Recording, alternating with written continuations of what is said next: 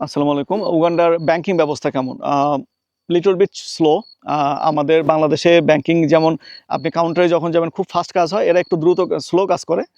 এদের লাইফস্টাইল আসলে বলে এটাকে আমরা যদি বলি সোয়াহিলিতে যে বলি পলে, পলে লাইফস্টাইল অর্থাৎ ধীরে, ধীরে। সো ব্যাংকিং ব্যবস্থা এখানে যেটা ব্যাংক অ্যাকাউন্ট খুলতে একটু সময় লাগে। ওরা অনেক সময় ভুলে যায়। যেমন আমি ব্যাংক অ্যাকাউন্ট খুলতে গেছি, দেখা গেছে যে ১৫ টা ডকুমেন্ট দরকার। ১৩ টার কথা বলছে। ১০ দিন পরে গিয়ে বলতেছে, "বস ওই ডকুমেন্টটাও দরকার।" মনেই থাকে না। ওদের চেক লিস্টে এটা একটু দুর্বলতা আছে। ম্যাথে এরা দুর্বল। আর টাকা তুলতে গেলে অনেকটা সময় নেয়। মেশিন ছাড়া গোনে না এবং এদের ম্যাথমেটিক্সে উইক।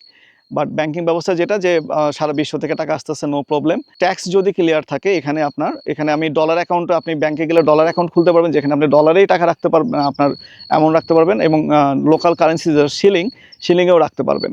সো আপনি যদি ডলারে রাখেন তাহলে ডলারে উঠাবেন, শিলিংয়ে রাখলে শিলিংয়ে উঠাবেন। ব্যাংকে যেটা লিমিট বা এই ব্যাপারগুলো খুব একটা না, ভালো যদি প্রিমিয়াম অ্যাকাউন্টগুলো নেওয়া যায়, লিমিটটা অনেক হাই।